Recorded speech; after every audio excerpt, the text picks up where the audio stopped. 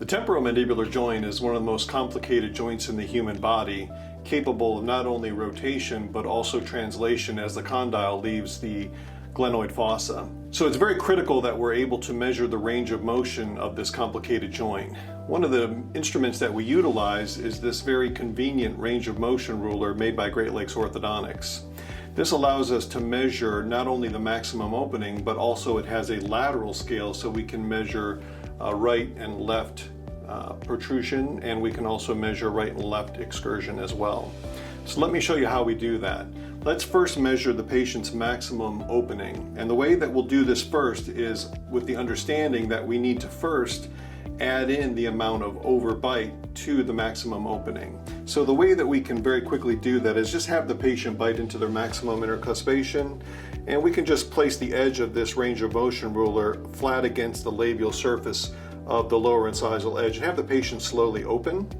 And what we'll be able to see is there's about 3.5 to 4 millimeters of tooth structure that is contributing to the overbite. So now we'll have the patient open, and what we'll be doing is we'll be placing this little index on the range of motion ruler onto the lower incisal notch, have the patient open as big as possible, and then we'll roll that back to the incisal edge.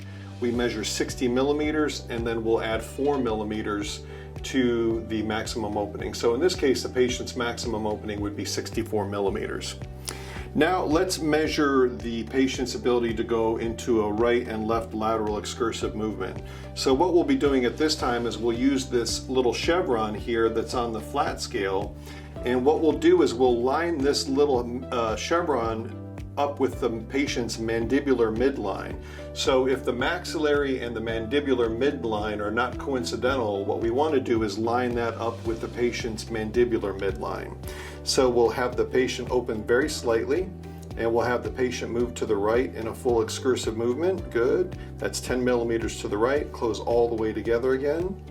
Open slightly and move all the way to the left as far as possible, and she goes 10 millimeters to the left. The last thing that we want to measure with regard to range of motion is we want to measure the protrusion.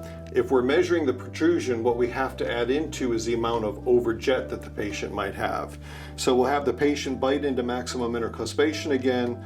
We'll place the edge of the range of motion ruler against the labial of the lower incisors again, and I can measure that she has about 2.5 to 3 millimeters of overjet. And this is what we'll add into that when we make our protrusive movement.